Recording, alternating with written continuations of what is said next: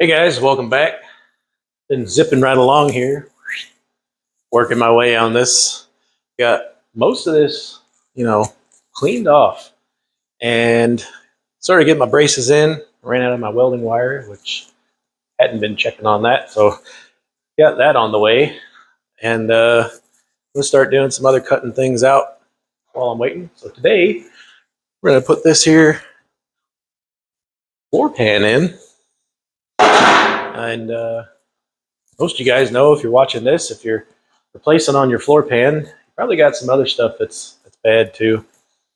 So if you look down in there, you can see that I got most of that inner rocker and all this other on the, I guess that would be kick panel area that's all messed up. So that's going to be part of our experimental exploratorium time that we're going to have today. It's cutting that out and then chasing that rust wherever it goes.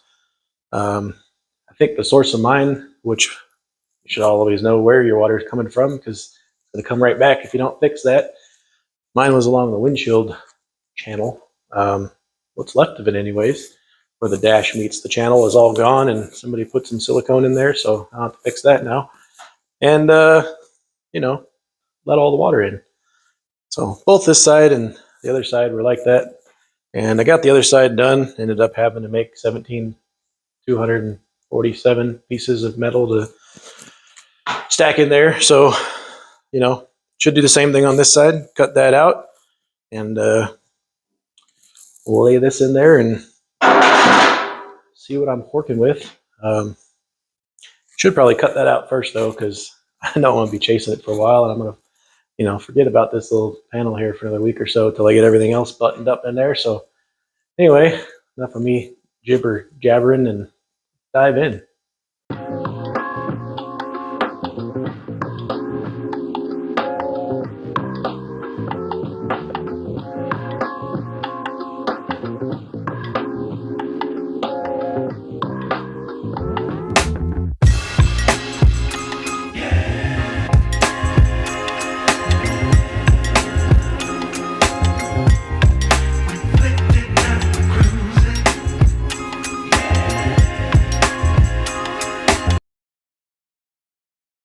Well, as you can see in here, it's not too bad. Not as bad as the other side, at least. Got some surface rust in this area where things were dripping down on the inside. Found some random things in the cowl area, light switch cover. I don't know.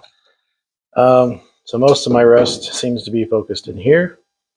I'm not going to be able to address too much of it because on my tip over jig, this 4x6, this piece of wood here is kind of in the way. So I'm going to cut far close as I can to this and then make a patch piece, get all this, nasty layers of crap out of here and put some fresh metal in. And wire wheel and treat that with that OSPO stuff, and probably do the same for all this underside stuff that you normally wouldn't be able to get to. Looks like most of the factory seam sealer's there, so I'll probably duplicate that and just add another layer so I know it's sealed.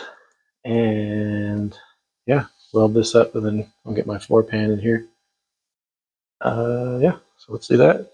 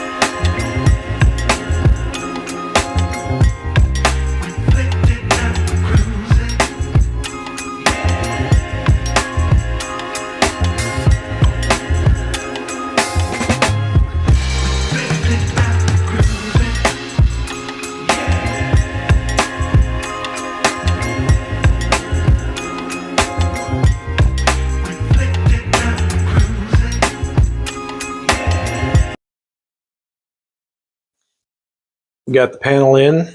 Got it zipped in with a couple of zip screws, and looks pretty good. Fits all right. So I'm gonna mark it around with a Sharpie and trim out the excess. It's still got quite a bit of overhang all the way around, and cut it just a little bit wider than that, and start getting this thing tack-a-root in.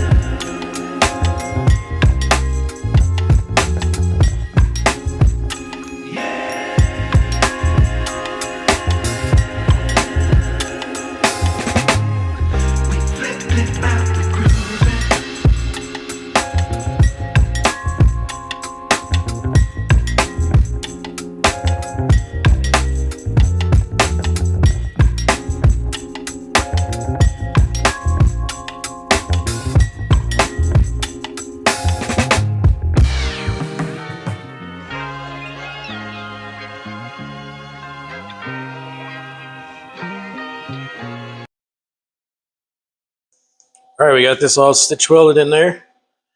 Some areas where I had panels backing in, I just kind of went over and tacked, and should get it pretty solid.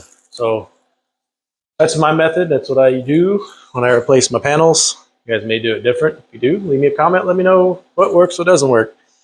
I found tech screws work great to kind of suck the panels in together, especially when you got gaps.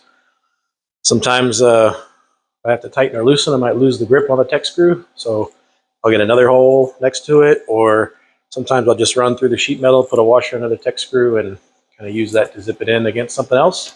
It's all about how you pull and push and get panels to move where you want them to go.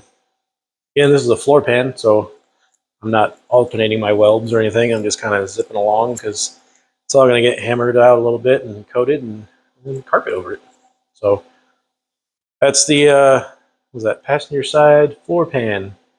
Thanks for watching, and stay tuned for the next one.